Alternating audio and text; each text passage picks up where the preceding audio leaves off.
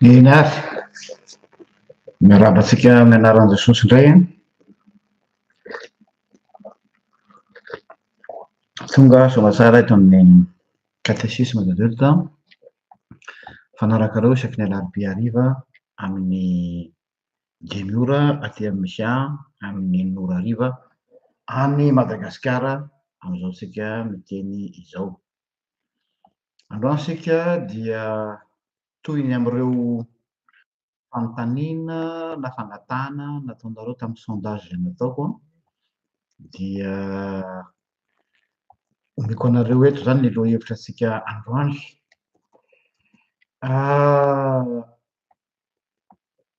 Mahay mino ve aho? Point d'interrogation. Zany hoe mahay mino tany Jesosy ve aho? Dia ho resahana anatin'izany ny resaka hoe avy aiza ny finoana, iza no mino, ho resahana koa ny resaka prédestination amin'ny ampahany vokany, ho resahana koa amin'ny ampahany ny resaka liberté libre arbitre ary ao anatin'izany koa ny atao hoe sitrapo voafatotra. Mialoha zany dia manasa anareo hiaraka hivavaka isika. Andriamanitra ranay io misaotra anao zay nomenao indray ty takariva ity, ny andrandranao zay fa amin'ny masona rehefa nahy mpanazava tario lalana izay mangataka ny fanahinao hirotsaka tahaka ny teo amin'ny tabernakely fa izay hanokatra ny sainay, ny fanahinay ahaizanay mandray zay afatra tianao ho tena aminay. Amin'ny anaranao Jesosy, amen. Mahay mino ve aho? Napetraka io loha hevitra io satria misy zavatra mifangaro mba tsy lazaiko hoe mifandiso betsaka ihany eo amin'ny fandrehantsika hoe zaho no mino, zaho ve no mahay mino sa ahoana? Mino aho dia mampatsiaro lay fanekemponana apôstôlika iangatsika, mino an'Andriamanitra ray tsy toa ary mino an'i Jesosy Kristy ary mino ny fanahy masina. Dia amin'ny teny frantsay izy iny lay fanekemponana apôstôlika na le atao hoe symbole des apôtres de hoe je crois en Dieu le Père. Le préposition en important be satria ny mamaritra an'le hoe inona ny dikan'le finoana am'izay fotoana zay. Je crois en Dieu, je crois en Jésus-Christ, je crois en l'Esprit Saint. Mino any de le en eto zany no resahantsika. Rehefa miteny an'io zany tsika le hoe je crois inona avy hatrany no mba tonga ao an-tsaintsika dia lay fanekemponana apôstôlika. Mino an'Andriamanitra ray, je crois en Dieu le Père, je crois en Jésus-Christ le Fils de Dieu, je crois en l'Esprit Saint. Sous-entendu, oui, je crois en ce que Dieu fait. Et non, je crois en ce que moi je fais. Izaho de mino izay efa nataon'Andriamanitra ho ahy.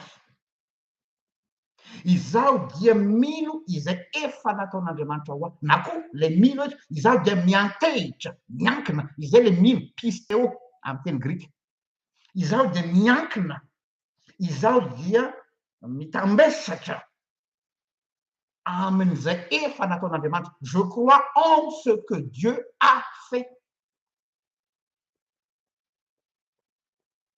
Fa tsy hoe mino zay zaho, fa tsy hoe miantehitra am'izay efa nataoko aho. Tsy azo anteherana izay zavatra nataoko.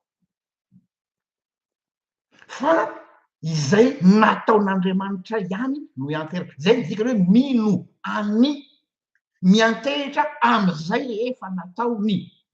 Satria jereo tsara amin'ny symbole des apôtres na ny fanekemponana apôstôlika. Mino an'Andriamanitra ray sy toa, manino? Mpanao ny lanitra sy ny tany. Zany hoe le mino tsy hoe mino aho fa izy nahary lanitra sy ny tany. Fa le mino de miantehitra am'izay asa famoronana nataon'Andriamanitra ray. Andriamanitra mampisy ny tsy misy aty amiko ny finoana.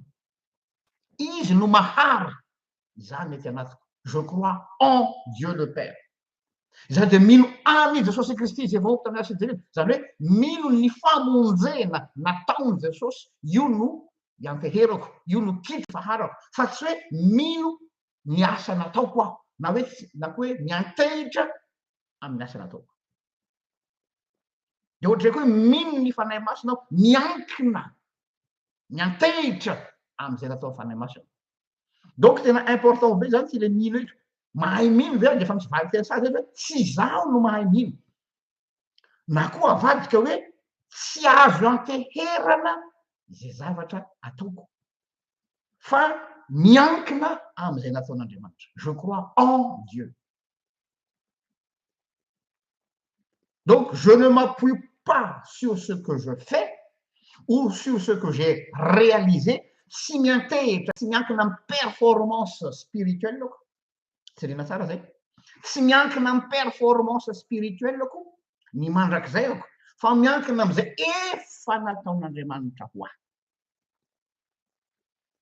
donc la foi c'est le fait de s'appuyer sur ce que Dieu fait et sur ce que Dieu est c'est ça la foi la foi s'appuie sur ce que Dieu est ny finoana de miankina amin'ny maha-izy azy an'Andriamanitra ary ny finoana koa de miankina am'izay nataon'Andriamanitra Hébreu 12:2 no hiangatsika am'izay zavatra zay io zany bazitsika Hébreu 12:2 hoe ny finoana dia miankina amin'ny fizian'Andriamanitra ny finoana de miankina na miantehitra amin'ny maha-izy azy an'Andriamanitra fa ny ary avy eo izay no avy eo miantehitra am'izay ataon'Andriamanitra zao voalaza ny Hébreu 12:2 mijery an' Jesosy tompony finoatsika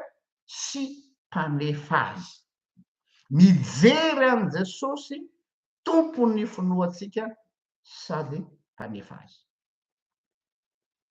eto a dia mametraka mangataka fifonana mialoha sahady a raha iso Hébreu 12:2 io a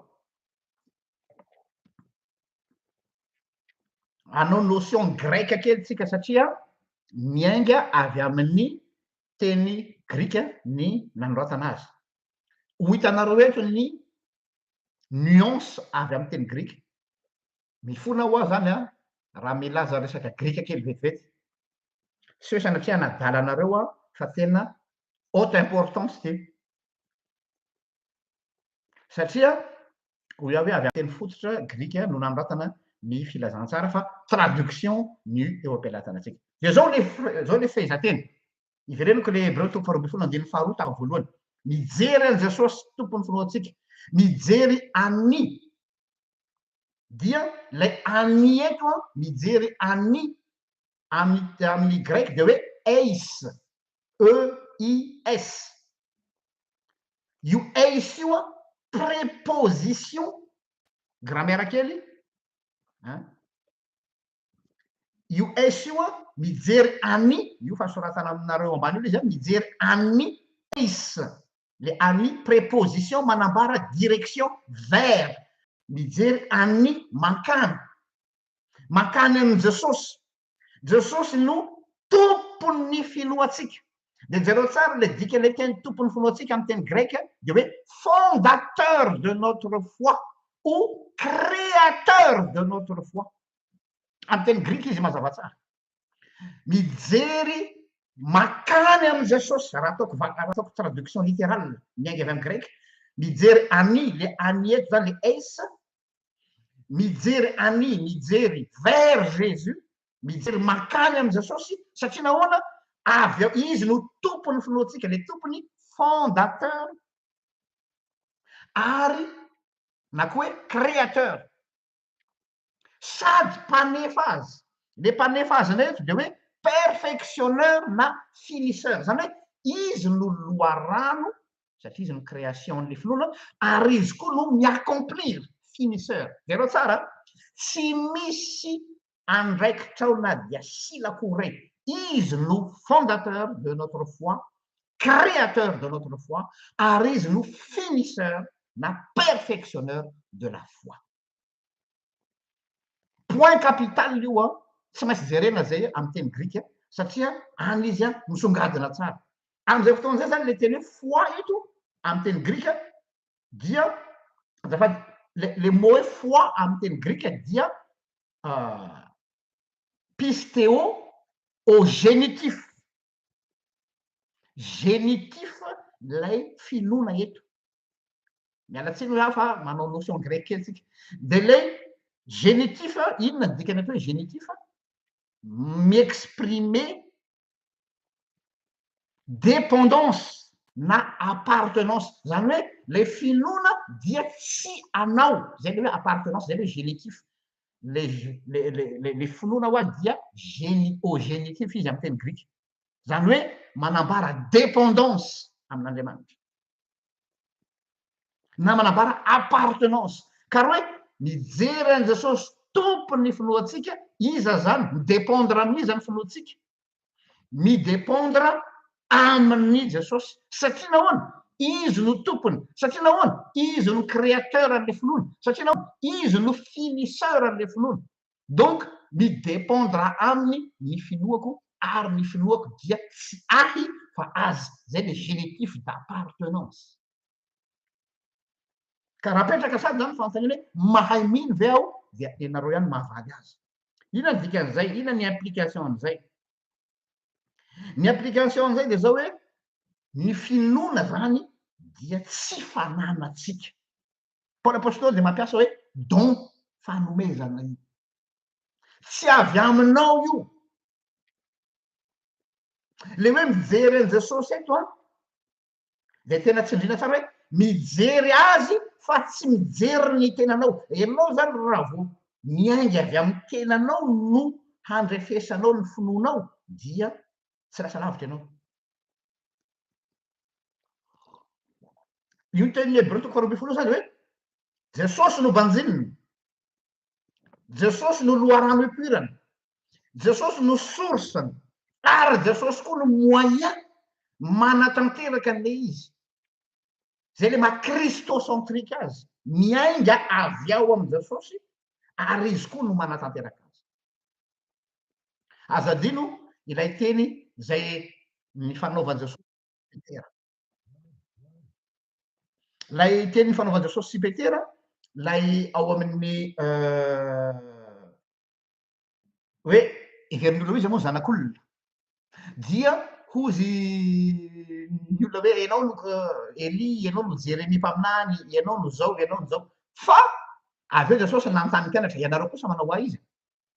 Dia namaly i Petera hoe ianao no Kristy, zanak'Andriamanitra velona. Tadio a.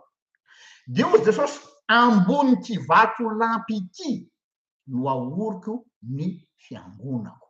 Ambony vato lampy ity no ahoriko ny fiangonako. Le vato lampy zany a dia lay Kristy. Ianao no Kristy zanak'Andriamanitra velona. Dia hozy Jesosy hoe ambony vato lampy ity. Inona zany le vato lampy? Kristy no vato lampy. Sy Petera no vato lampy. Fa Petera no vato ahorona eo ambonin'ny vato lampy. Eo ambonin'io fanekam-pinoana hoe Kristy io no mahatonga ny finoantsika na ny vavahadin'ny fiainatsika aza ozy izy maninona? Tsy haresy azy. Sy hoe tsy haresy atsika fa tsy haresy an' Jesosy. Aza avadika any aminao ny sujet. Averiko. Eo ambony vato lampy ity no ahoriko ny fiangonako, eny na dia ny vavahadin'ny fiainatsika aza tsy haharesy azy. Iza le vato lampy? Jesosy. Satria nahoana? Petera ny teny hoe ianao no Kristy zanak'Andriamanitra velona. Eo ambonin'ny zany Kristy zanak'Andriamanitra velona zany no vato lampy ampandihizany varatra. Ary ny fiainatsika tsy haharesy azy, fa tsy hoe tsy haharesy atsika. Le noho izany zay miorona eo ambonin'ny Kristy dia ny fandresen'ny Kristy no fandreseko. Enoy tsara, ny fandresen'ny Kristy no fandreseko. Ny finoan'ny Kristy no finoako. Zany hoe le finoana zany dia héritage, transfert avy any amin'ny Kristy makaty amiko. Fa tsy zany no asain'Andriamanitra mikofokofoka manamboamboatra finoana eo dia présenteko amin'Andriamanitra dia hoe mety ve zao sa tsy mety? Non. ny fandresen'ny Kristy no fandreseko, ny filohan'ny Kristy no filohako. Manamafy zany Romanina toko voalohany ny 17:70. Romanina toko voalohany ny 17:70 manao hoe amin'ny anaran'i Jesosy fa am'izany no hanehoana ny fahamarinana avy amin'Andriamanitra, avy amin'ny finoana sy ho amin'ny finoana. Romanina toko voalohany ny 17:70 fa am'izany no hanehoana ny fahamarinana avy amin'Andriamanitra. From amin'ny teny anglisy, de amin'ny teny frantsay. De ino io? Avy amin'ny finoana sy ho amin'ny finoana. Raha iso tapany farany io avy amin'ny finoana, zany hoe aiza le source, avy amin'ny finoana sy ho amin'ny finoana. Ina dikan'io? Verina am'le lazaiko teo ny finoan'ny Kristy no lasa finoako. Ny fandresen'ny Kristy no fandreseko. Donc zany le avy amin'ny finoana, avy amin'ny finoan'ny Kristy ho amin'ny finoana an'ny Kristy. Zay avy amin'ny finoan'ny Kristy ho amin'ny finoana an'ny Kristy. Zany hoe ianao afaka mino any Kristy io de satria nomenanao ny finoan'ny Kristy. Avy amin'ny finoan'ny Kristy ho amin'ny finoana an'ny Kristy. Romanina toko voalohany 17:70. Io le mesavika aloha hoe Kristy no créateur de la foi, Kristy no fondateur de la foi. Tsy hoe zaho manorina ny finoako eo ambonin'ny finoan'ny Kristy, fa Kristy mihitsy no mamorona ny finoana aty anatiko ary aoriny eo ambonin'ilay fanekem-pinoana hoe Kristy no zanak'Andriamanitra zay. Izy no créateur et à la fois finisseur. Raha zay ngamba nazantsika azy mi-accomplir zany. Ka mbola mipetraka ve ny fanontaniana arak'izany hoe mahay mino ve aho? Tonga de mazava ho azy ny vahiny teny. Nareo ihany mahay tsy mahay mino aho. Raha izaho ihany. Na koa azo avadika ny fanontaniana hoe raha mahay mino ianao na mahay mino aho, de satria nahoana? Ianao zao milaza hoe mino an Jesosy zao. Efa nametra-panontaniana ve ianao hoe fa avy aiza no ahafahanao mino? Isika ma tsy tia mangalatra voninahitran'Andriamanitra. Takian'Andriamanitra finoana isika. Takiana fa ianao nga mahay mamorona finoana. Hoy ty mopera afrikanina anankiray atao hoe Blaise Condat. Mopera mahafinaritra anahy izy ty any Afrika any. La foi fait foi. La foi fait foi. Jereo tsara le jeu de mots, tsy misy article aorinan'le faharoa. Izy tsy miteny la foi fait la foi, la foi fait foi. Zany hoe ny finoana zay anananao zany, le finoana entinao mino an'Andriamanitra zany dia valiteny ny fanambaran'Andriamanitra tena aminao. La foi, ma foi, c'est la réponse à la révélation divine. Andriamanitra manambara tena amiko, Andriamanitra mamboly ny finoana ty amiko, dia ny finoako entiko mino azy dia avy amin'izay fanambaran'Andriamanitra tena izay. Fa tsy hoe finoana fotsiny am'izao hoe eny an-dalana eny de milatsaka ho azy ny finoana. La foi fait foi. Noho zany ny finoatsika. Avahako tsara zany hoe tsy ny finoana fa ny finoatsika. Ny finoana zany de le asan'Andriamanitra. Fa ny finoatsika le entitsika mino. Zay ngamba nazaintsika azy. Dia réponse n'est qu'une réponse et non la source. Ma foi en Dieu n'est qu'une réponse et non l'origine. Ny enjeu am'izao catéchisme zay ataontsika androany zao de hoe tsy afaka mamorona finoana samy rery zany je ne peux pas créer la foi par moi-même.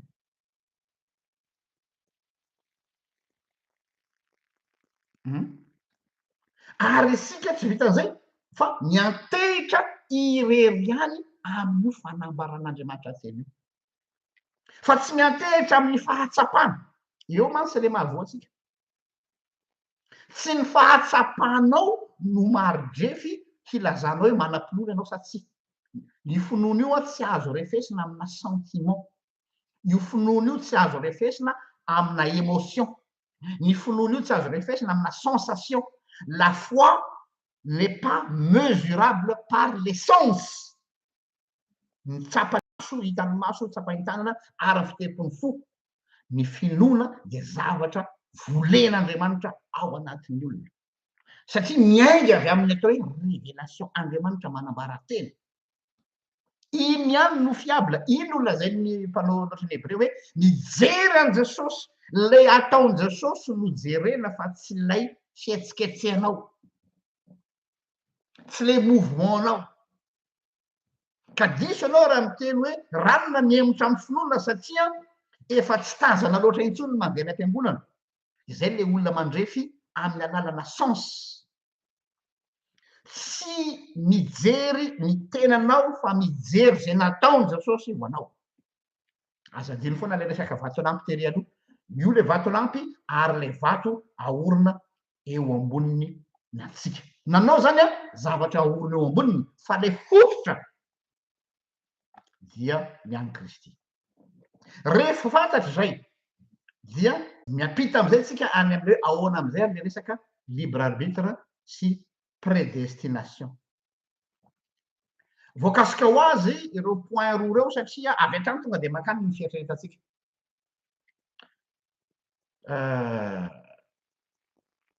Hoe rehefa miresaka momba nyty hoe finoana tsy avy amiko zany fa avy amin'Andriamanitra, de tonga dia ny réflexeka de hoe ahoana zany libre arbitre. Ny zavatra tsako resahana eto aloha fanamariana de zao a. Le libre arbitre resahana eto a aloha tsy afangaro ny raha satria misy karazany le resaka libre arbitre. Tsy lay le libre arbitre amy fiainana andavanandro hoe afaka misafidy fiara ianao hoe te hifidy ianao zany mifidy hoe fiara Peugeot ve sa Renault, tsy any. Iny tsy libre arbitre filazan'iny fa choix naturel filazan'iny. Ary aza adreny fa na ny choix naturel anao koa dia motivé foana par quelque chose zay efa mibaiko anao. Fa ny libre arbitre de mahakasika ny finoana, mahakasika ny famonjena.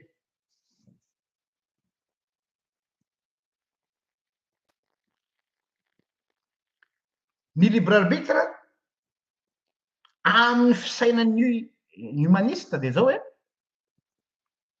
zao ziziny zareo humaniste, je crois en l'être humain. Hoe l'être humain manana capacité de faire le bien. Mbola misy olona mieritreritra an'izay. Hoe zaho ve manana capacité mbola hanao ny tsara. Ao amin'ny olombelona anankiray mbola misy singa ao anatinao ao tsy mbola simba ny fahotana ka azo trandrahana na hoe azo exploitena mba ho lasa asa tsara. Avadik'io move izaho olombelona mpanota mbola manana possibilité afaka ny hanao zavatra tsara avy aty anatiko. De ny libre arbitre zany ny olona mivohy libre arbitre de hoe ye mbola manana safidy ianao izy a fa io libre arbitre anao tsy maty tanteraka. Io libre arbitre anao tsy potika tanteraka fa mbola misy apahany kely tsy tena simba ao a de iny no ahafahanao misafidy ny ino na tsy ino. Ny ligne théologique atsika eto kosa dia milahatra amin'any réformateur Calvin sy Luther de hoe tsy misy na inona intsony aty anatintsika afaka misafidy ny fiainana. Potika tanteraka ny libre arbitre rehefa tafiditra ny fahotana. Rava tanteraka ny libre arbitre rehefa tafiditra ny fahotana. Corrompu. Ary omeko anareo eto ny référence be rehefa avy eo. Fa ry zareo mpanaraka ny Erasme, ary io le olona le hoe aka ianao zany takin'Andriamanitra mba anao filazana hanolo tena ho azy de rehefa manolo tena azy ianao de avy eo ianao ampino. Lasa zany atao hoe synergisme. Hoe ianao zany no andrasan'Andriamanitra hanao hetsika dia avy eo Andriamanitra manampy anao. De zay zany le Andriamanitra tsy manampy zay tsy manampy ny tenany. Any dao no raisin'ny olona amin'ilay izy. Ny libre arbitre tompoko dia rava tanteraka raha vao tafiditra ny fahotana. Ny fieverana zany fa mbola misy zavatra kely tsara ao aminao ao dia fahadisoana be. Toe-tsain'ny humaniste zany. Ary ny humaniste no mivoy ny libre arbitre. Fa mazava dia mazava ny teny Paoly apôstôly, Romanina toko fafito, andininy fasivy amby folo sy roapolo. Romanina toko fafito, andininy fasivy amby folo sy roapolo. Ny anara Jesosy avakitsika hatramin'ny fahavalo amby folo azo azafady. Romanina 7, 18 à 20. Zao mivaky teny amin'ny anaran'i Jesosy. Fa fantatro fa tsy misy zavatra tsara mitoetra ato amiko. Tsy misy zavatra tsara mitoetra ato amiko. Ato amin'ny nofoko, fa ato anatiko ihany ny fikasana, sangy miahatanteraka ny tsara no tsy ato. Fa tsy ny tsara izay sitrako no ataoko, fa ny ratsy izay tsy sitrako no ataoko.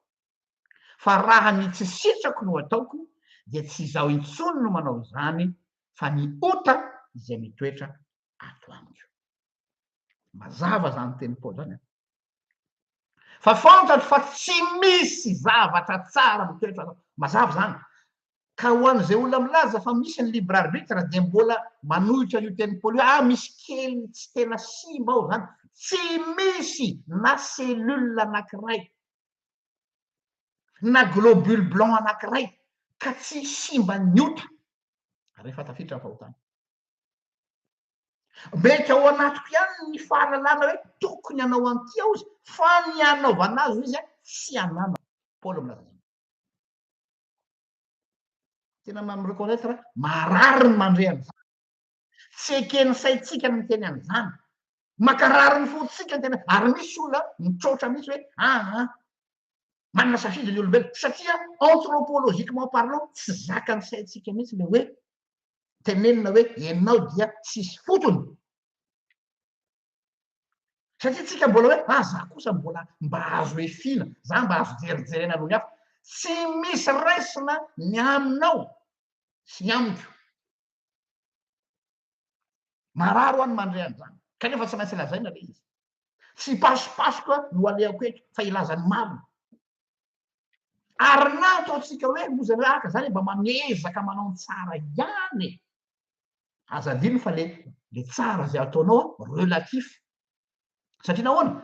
Misy motivation foana ao ambadika. Misy motivation filazan'ny mpandinika théologiana azy hoe misy motivation impure, misy motivation tsy mazava. Ohatra fotsiny motivation impure, mety tsy miteny zavatra ratsy akory le hoe impure, fa le hoe rehefa ny olombelona anankiray ohatra réaliser œuvre anankiray izy dia misy satisfaction ny anaminy, mahatsiaro satisfait izy. Izay sahady efa motivation impure. Zany hoe mitady auto-satisfaction izy manao zavatra.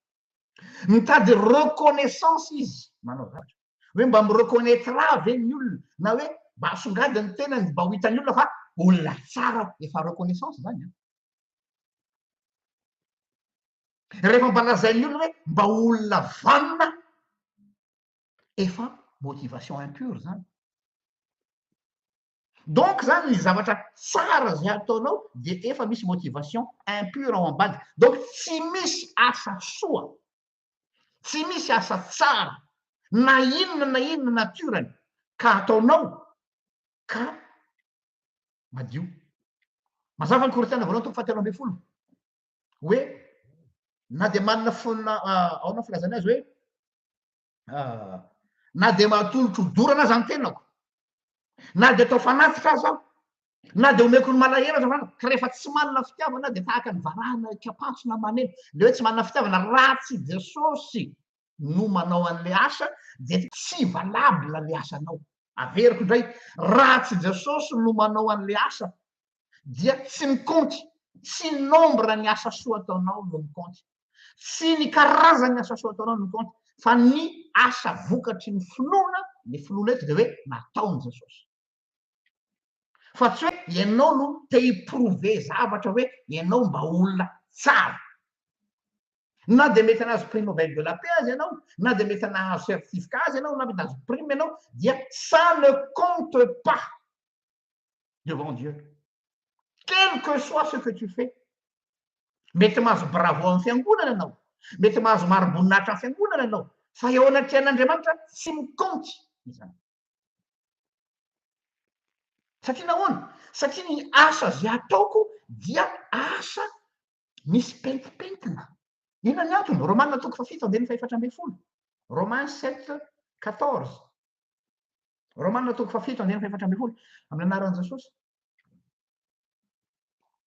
fa fantatsika fa araka ny fanahy ny lalàna fa izaho kosa nofo namidy ho andevo ny ota zany hoe ny tenako rehetrarehetra zany a efa esclave du péché même ny conscience-ko zay mieritreritra fa manana conscience milamina dia sous la tutelle du péché esclave donc ny asa ataonao rehetrarehetra dia irrecevable tonga am'le vazivazy tampotoandro hoe mitombona fa tsy azo raisina izay mba tonga le olo hoe amin'ny andro farany efa nitory-teny tamin'ny anaranao zay efa namoaka demoni tamin'ny anaranao zay efa nanao tsy fantatro ianareo na fitaiza miala amiko fa olombeloko ianareo teny Jesosy zany donc esclave du péché tsika donc la question de libre arbitre le resaka momba ny libre arbitre zany a illusion zavatra miforonona io karazana terme ampiasaiko fantasme spirituel io fa tsy misy zany libre arbitre zany choix naturel no misy fa ny libre arbitre tsy misy donc rehefa tsy potiky atsika zany potiky ny fahotana zany le libre arbitre de matanjaka hoe eo ambany vahoan'ny fahotana ianao zany hoe esclave du péché ny fisainanao ny any amy ranao ny fahotana mikorina hatrany amin'ny atidoanao ka hatrany amy faladianao donc inona ny zavatra ilaina mila force matanjaka kokoa domination matanjaka kokoa afaka manindry am'izay izay no antony mahatonga atsika tsy maintsy manaiky an Jesosy ho tompo sy mpamonjy tsy maintsy seigneur izy satria nahoana mila maître vaovao satria le maître vaovao ia afaka midominer an'le maître anankiray ianao zany a esclave du péché donc ton maître c'est le péché no zany mila olona maître anankiray ambony noho izay tsy maintsy ataonao tomponao dika le tompo am'izay fotoana zay le hoe io tompo io maître io a no manana force midominer tsy ndreko tsara midominer na manarona an'io fahotana io izay no mahatonga atsika am'teny hoe Jesosy tompo sy mpamonjy mamonjy am'le fanandevozan'ny ota ary afaka mametraka ny fahefany eo amboniny zany zavatra zany hoe misy resaka rapport de force ao zany ary mila zavatra matanjaka kokoa quelque chose de plus lourd zay mahatonga hoe ny teny hoe volinahitra amy teny hebreo a dia kabod na hoe mavesatra mila zavatra mavesatra no ilay force amin'ilay péché satria le péché zany a tsy afaka miotsina anao mila force mavesatra noho izay de eo am'izay tsika miditra am'izay a am'le resaka hoe sitrapo voafato zany hoe io Jesosy io zany rehefa miditra aminao dia fatorany ilay sitraponao ratsy io le sitrapo voafatotra averiko a le libre arbitre saromany ny fahotana donc zany ty le libre arbitre ty a efa tsisy raisina ntsony fa efa corrompu efa potika satria le fahotana manarona azy le fahotana mandrakotra azy le fahotana maîtriser azy le fahotana no maître donc zay système zay koa zany no antidote dia eo am'izay koa ra Kristy no maninona mamatotra koa an'le sitrapotsika voafatotra zay zany izy raha atao formule sara efa ampiasantsika teto zay a tamin'ny hoe fomba fisainan'ny Erasme Erasme amin'le ady hevitra teo amin'ny Erasme sy Lutera. Dia nihevitra Erasme ary be dia be ny kristianina protestanta Erasme amin'ny fisaina fa tsy réformé tahaka ny réformatora. Erasme dia nihevitra fa ny olombelona anankiray ozy izy dia mbola afaka misafidy an'Andriamanitra miainga avy amina ipony. Tsy atoko. Tsy mahay misafidy an'Andriamanitra raha antsika. Fa ahafahantsika mba ahafahanao misafidy an'Andriamanitra nahatonga anao afaka nitodika tamin'Andriamanitra. Dia satria misy force ngeza be nanindry tao ny maîtriser an'ilay fahotana izay nahatonga anao ho voafatotra. Tsy possible mihitsy hoe ianao afaka hitodika any amin'Andriamanitra raha tsy efa resin'Andriamanitra io force mahatonga anao esclave. Zay le mahatonga hoe raha ny zanaka no manafaka anareo dia manino ho afaka tokoa ianareo. Donc zany mila miova maître atsika teo aloha zany maître atsika teo aloha dia ny fahotana. Fa ny maître vaovao eto dia Kristy satria izy mahery lavitra noho io. Ary ny libertéako, ny fahafahako dia ny ahafahan'i Kristy miterase anafahan'i Kristy mandrava ny heriny ny fahafatesany io na ny heriny fahotana io. Ary rehefa ravany io dia izy amin'izay no mamatotra izany sitrapoko ratsy izany. Luka 12 andininy 12. Luka 11:22. Luka 12 andininy 12. Valotro zao ny anaran'i Jesosy. Fa raha avy kosa izay mahery noho izy ka mandresy azy dia alainy ny fiadiany izay nitokeny ary izay azony ho babo dia zarainy. Averiko tsara. Io le nazavaiko teo. Fa raha avy kosa izay mahery zany hoe Jesosy zany mahery noho lay fahotana zay tena maîtriser antsika. Dia alainy fiadiany, poteny zany. Poteny ny heriny ny fahafatesana, poteny ny heriny ny fahotana. Ary zay azony ho babo dia zarainy. Zay le zavatra ndraisantsika teo. Faharoa koa Korintiana voalohany 5:5-10 andininy 4:20 ka hatramin'ny 7:20. 1 Corinthiens 15:24-27. Korintiana voalohany 5:10 andininy 4:20 ka hatramin'ny andininy 7:20. Vaky toy zao amin'ny anaran'i Jesosy. Ary rehefa afaka zany dia avy ny farany. Ka amin'izay dia hatolony ho an'Andriamanitra ray ny fanjakana. Rehefa nofoanany ny fanapahana rehetra. Nofoanany ny fanapahana rehetra sy ny fahefana rehetra ary ny hery rehetra. Fa tsy maintsy manjaka izy. Mandra-panao ny fahavalony rehetra ho eo ambanin'ny fitoeran-tongony. Ny fahafatesana no fahavalo farany no resena, fa ny zavatra rehetra dia nampanekeny eo ambanin'ny tongony.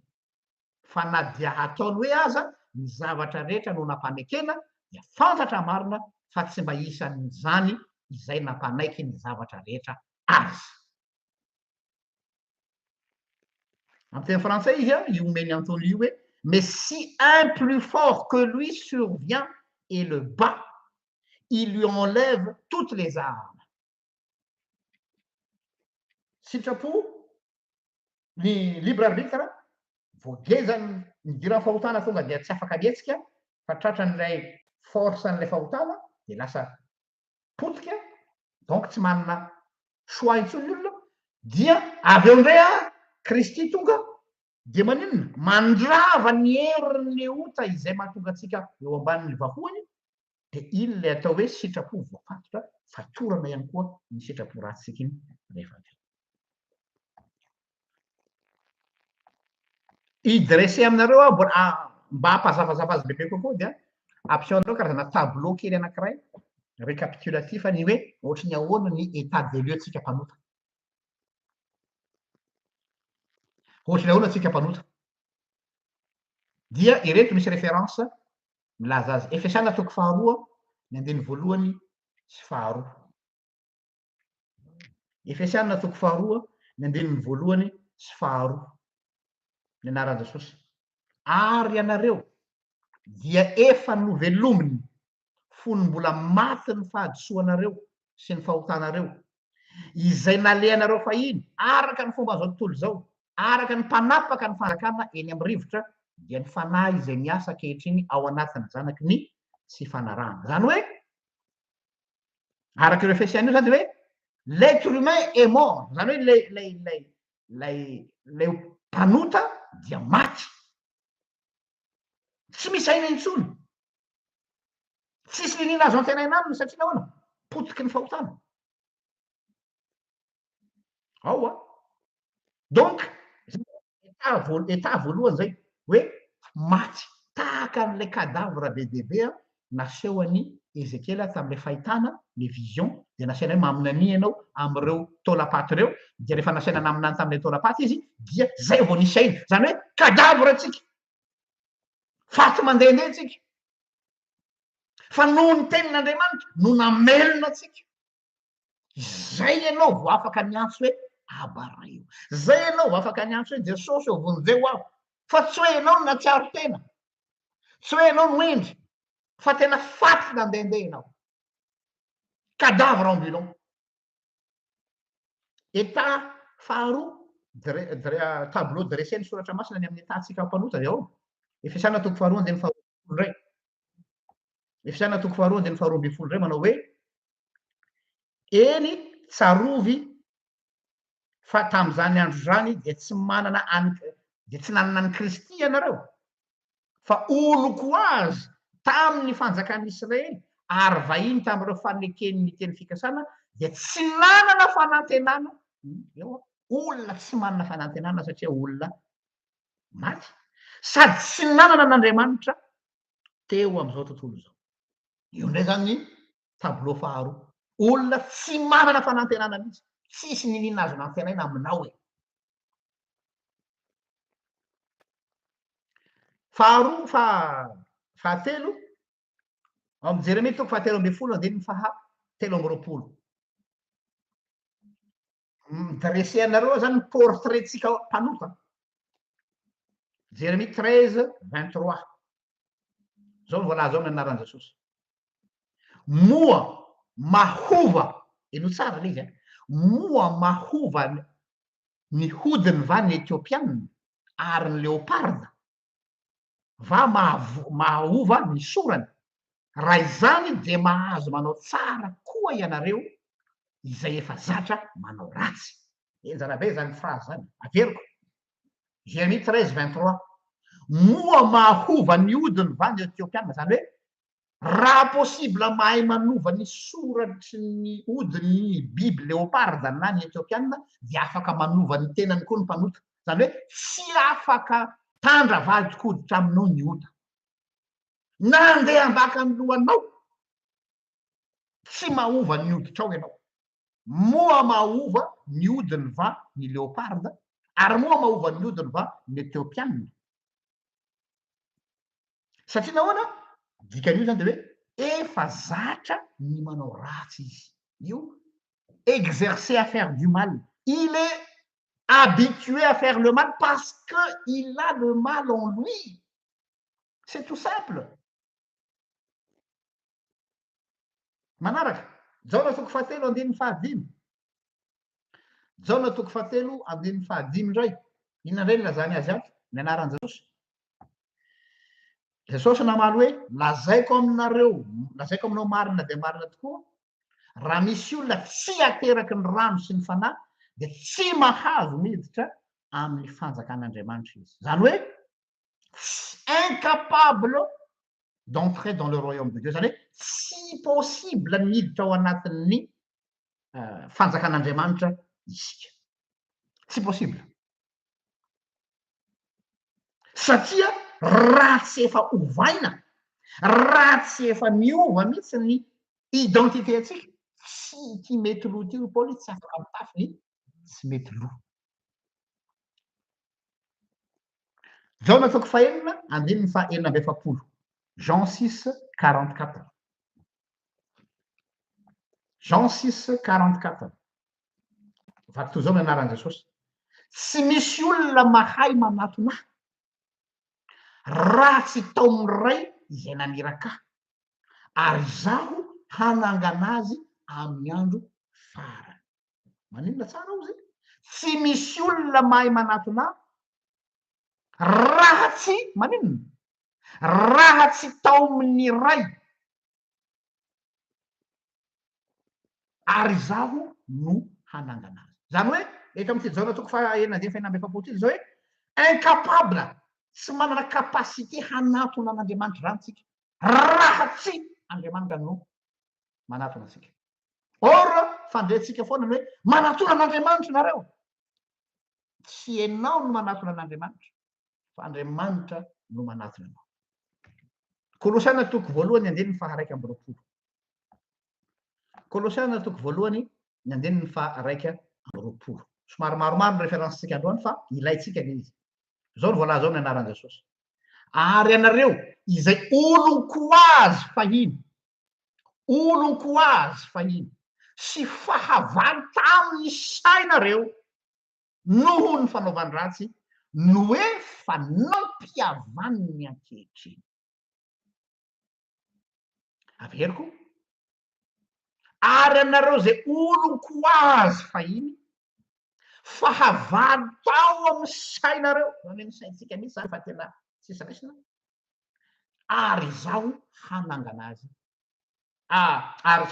ary no efa nampiavanina ankehitriny izany sujet andriamanitra tsy ianao mihitsy no miavana amin'andriamanitra tsy ianao mihitsy no milingilingy mitady an'andriamanitra fa andriamanitra no miavana aminao satria nahoana ianao de oloko azy ianao ny sainao efa mijoro fahavalon'andriamanitra ianao manangatena ho rebelle contre Dieu nous sommes rebelles contre Dieu donc nous n'avons pas la capacité ni le vouloir de chercher Dieu tsy manana an'izany sika zay mahatonga ny hoe tsy maintsy andriamanitra midina izay hoe ny fivavahana kristiana tsy fivavahana avy aty ambany no miakatra fivavahana kristiana dia ny avy any ambony no midina ny matanjaka no tsy maintsy manatona ny osa fa raha tsy zay le osa tsy tafavoaka izay mbola mitory filazantsara hoe ianao no mila manatona an'andriamanitra dia aoko vaoziny izy ozy Paoly ary na anjely avy any an-danitra aza mitory an'izany aoko vaoziny izy galatiana toko voalohany milazan'izany ry galatiana dala iza na misavy anareo misy mpamosavy mitory filazantsara mifanohitra am'izay hoe ianao mila manatona an'andriamanitra ianao mila mitady an'andriamanitra tsy mahay mitady an'andriamanitra ianao hoe tsy manana kapasité mitady an'andriamanitra ianao hoe tsy anananao zany moyen zany raha tsy andriamanitra ny manatona anao ka matoa ianao mahay miantso an'andriamanitra io de efa izy nanatona anao zay aza miray are aza miray amin'ny avinavina aza matoko telo aza atao any aminao ny sujet fa ianao dia iarana satria ianao ny mpanao io zay satria ny libre arbitre anao efa rava tsisy raisina intsony satria anao efa esclave du péché de la tête au pied donc mila force matanjaka midomine anao ianao vo afaka mahay mitady an'andriamanitra kolosiana toko voalohany ny andininy fa raiky amby roapolo romanina zafady toko fahavalo andininy fafito sy fahavalo romanina 8:7-8 satria fandrafinan'andriamanitra ny hevitry ny nofo fa tsy manaiky ny lalàn'andriamanitra sady tsy hainy akory zany ary zay ao amin'ny nofo dia tsy mahay manao ny sitrapon'andriamanitra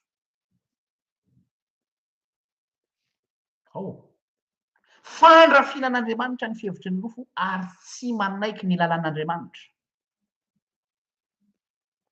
sady tsy hainy akory izany tsy hainao akory zany mity an'andriamanitra zany ary zay ao amin'ny nofo dia tsy mahay manao ny sitrapon'andriamanitra mazava be romanina 8:8 io hoe il y a pas plus clair que ça ary zay eo amin'ny nofo dia tsy mahay manao ny sitrapo n'Andriamanitra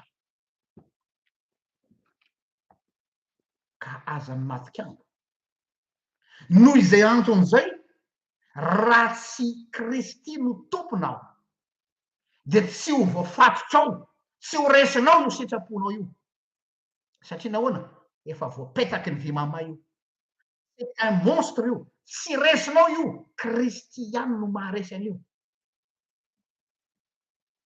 ka ny mahatompo azy dia tsy hoe midomine anao izy tahaka ny diavolo midomine anao teo aloha aza ndrino a Jesosy raha ataontsika hoe tompo tsy sanatria hoe miimpose ny lalànany izy tsy hoe rehefa tompo izy dia midomine anao izy non tsy zay ny atao hoe mahatompo azy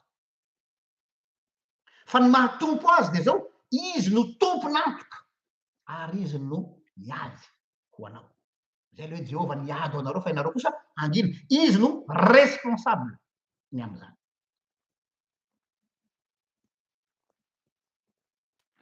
ka rehefa manoloana an'izay tsika zany dia maninona kivy tsika rehefa nidreseko anareo am'izay zany zao le tableau hoe kaiky hoe zany zaty e ohatrany hoe olona miditra scanera zany zao tsika zao ampidirina anatin'ny scaneran'Andriamanitra dia miseho eo am'izay ny état de santé tsika ireo tsika reo be deaibe nomeko anareo reo ireo ianao ireo zaho aza miezaka manamboamboatra tena zany io ianao mijereva fitaratra io fitaratra io milaza anao reo référence reo hoe io ny olombelona rehetra raha mbola ety ambany masoandro inona ny conséquence io rehefa mamaty an'io ianao za mino fa ao anatinao dia kivy ianao inona moa zany ao tsisy azo antenaina le zany ety amiko ny crée désespoir ny crée exaspération zay indrindra ny tanjona ny atonga anao ho kivy ny amin'ny tenanao fa hahatonga anao hibanjina any Jesosy raha mbola mijery ny tenanao ianao dia tsy mandroso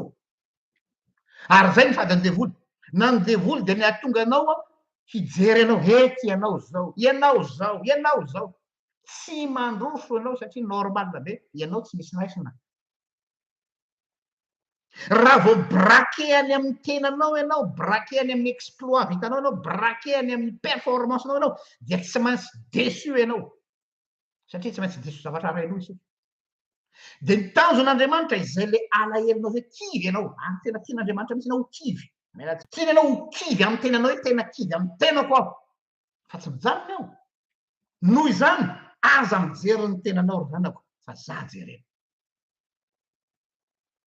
Korintiana faharoa toko fahafito ny andininy fahafolo Korintiana faharoa toko fahafito ny andininy fahafolo mivako toy zao ny anaran'i Jesosy fa ny alahelo araka an'Andriamanitra eno tsara fa ny alahelo araka an'Andriamanitra miasa fibebahana ho famonjena tsy hanenenana fa miasa fahafatesana kosa ny alahelo zao tontolo izao misy karazany roa ny alahelo zany misy le alahelo miteraka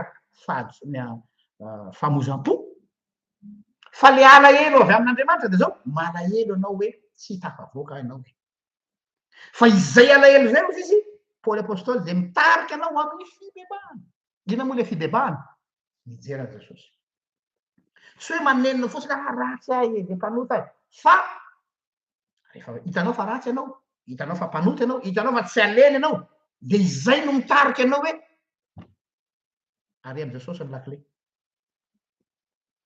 ao a izay no fikendren'Andriamanitra ny atsapanao an'izay zavatra zay dia hiditra eo amin'ny prédestination raha zay ny any amin'ny libra rabeta satria mahakasika prédestination koa le izy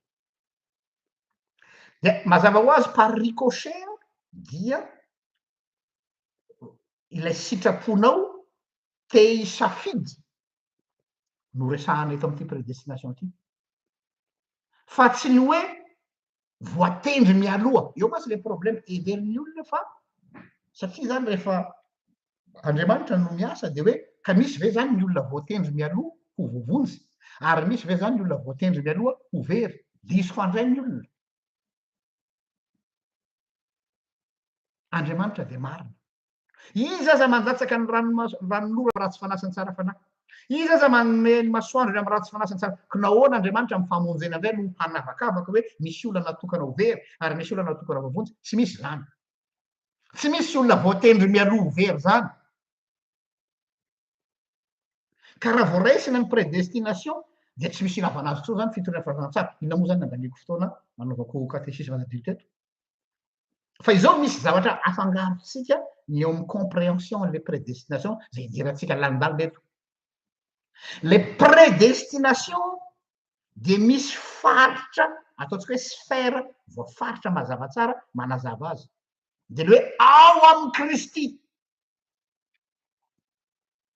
Raha vao tsy vakianao miainga avy amin'izay hoe ao amin'ny Kristy zay ianao no mamaky ny famonjena dia tsy maintsy tafalatsaka ianao amina karazana superstition na ny fieritreretana hoe misy zany ny olona voatokana voavonjy ary misy olona voatokana very. Zany hoe raha tsy vitana sy tsara vitana. Fa rehefa ao amin'ny Kristy ny olona dia ao no amakina an'ilay hoe prédestination. Ny axe principal zay resantsika amin'ity zany dia zao hoe infini. Tsy takatry ny saina le fahasoavan'Andriamanitra. Tsy azo azavaina hoe fa maninona misy zavatra limité ny fanazavana tompoko. Fa problema ny théologiana ohatranay, aloha misy hoe théologiana ohatranay rehefa mikatso ny raisonnement dia miezaka foana zahay ataoko anatiny hitady fanazavana. Fa io gracen'Andriamanitra io indescriptible.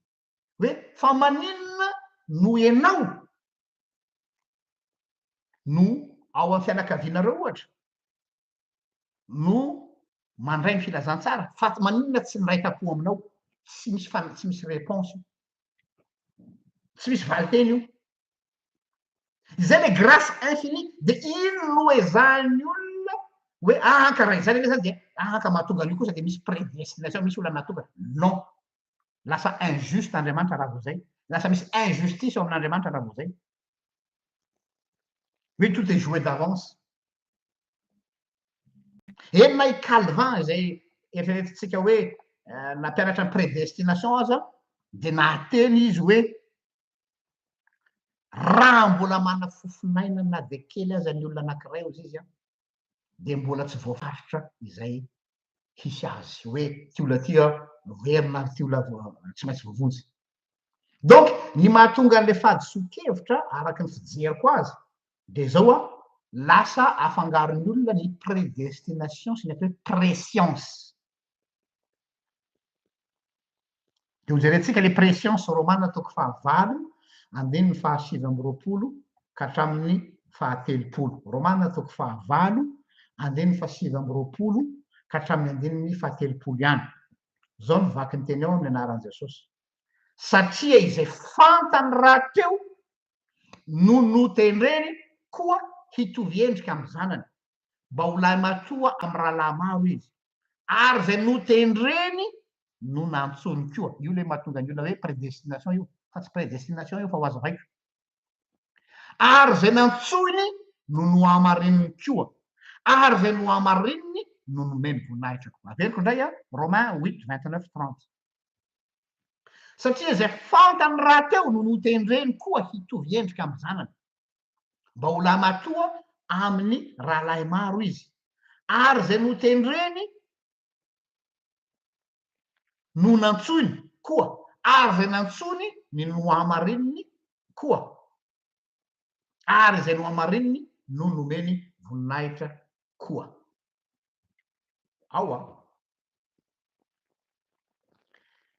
Io no nahatonga ny sasany nieritreritry hoe io verset io zao manamarina le prédestination. Tsy prédestination no misoratra ao tompoko fa préscience. Proginosko. Zay no amin'ny teny grika. Proginosko. Dia mot anankiroa raha rasarasaina le proginosko. Pros manambara zavatra mialoha. Ginosko manambara hoe ce que Dieu a connu. Manambara connaissance azafady. dia ny fitambara zany dia hoe ce que Dieu a connu d'avance io misoratra ambany io dia io prognosco io a no noraisin'ny sasany ho prédestination préscience no dikany le préscience dia hoe ce que Dieu a connu d'avance zany hoe fantatr'Andriamanitra mialoha izay ho safidinao izay dia misy zay fa tsy hoe Andriamanitra no misafidy anao mialoha ho very zay ndray dia lasa prédestination izy ao inona ary lay lazaina am'le hoe efa notendreny mialoha zany hoe zay ny olona rehetrarehetra ao amin'ny Kristy dia efa fantatr'Andriamanitra hatramin'ny fiandohany zao tontolo zao a ny momba anao satria anao a ao amin'ny Kristy Kristy zany no garantian'ny famonjena ho anao ary lay famonjena prévu ho an'ny ny olona rehetrarehetra dia tsy misy tsinony tsy misy fahibilité io fa maharitra mandrakizay dia ino no eritreretin'ny olona hoe voatendry mialoha rehefa ao amin'ny Kristy ianao dia izay no mitahiry ianao hatramin'ny farany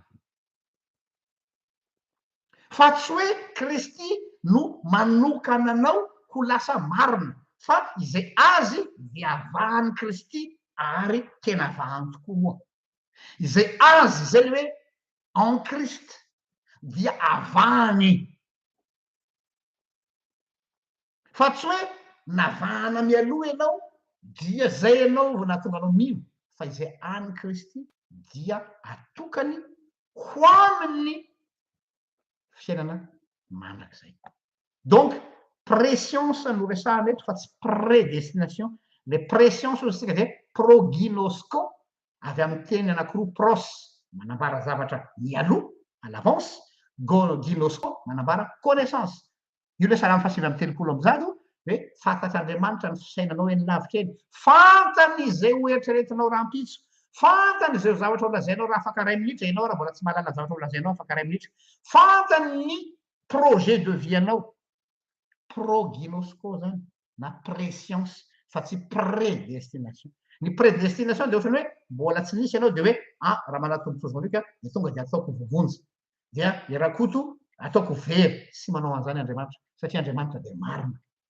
masoandro sy orana aza tsy asiany fanavahana fa samy mahazo nandratsy fanahy mantsara fanahy maika moa fa ny fiainana mandrakizay araka ny teny hoe ary tsy sitrak'Andriamanitra ny afatesany ratsy fanahy fa malemy mialany amin'ny fahotany ka ho velona izy ary hibebaka izy voninahitra ny ao an'Andriamanitra zay azy hatramin'ny taloha indrindra ka ho azy mandrakizay avakisika isotranao Jesosy ao no ny fitiavana lehibe tsy takatra sainay velarinao alohanay amin'ny alalan'ity katesisma ty nabaribarinao taminay teo ny tableau anay fa ratsy zahay kay tsisy raisina ny aminay tsy misy fanantenana ty aminay tsy misy na singa kely akory mba hitiavana anay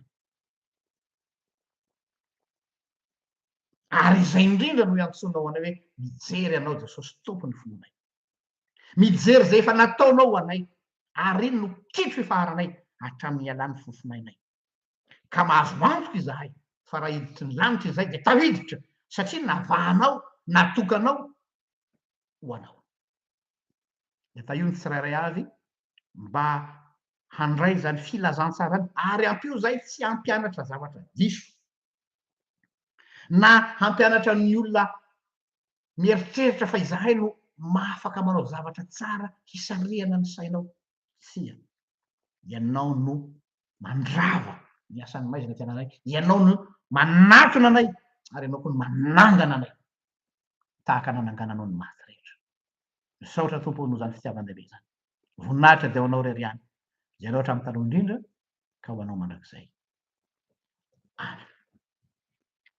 mirahasoatsika rehetra tompoka dia samia tain'Andriamanitra ho amin'ny manaraka indray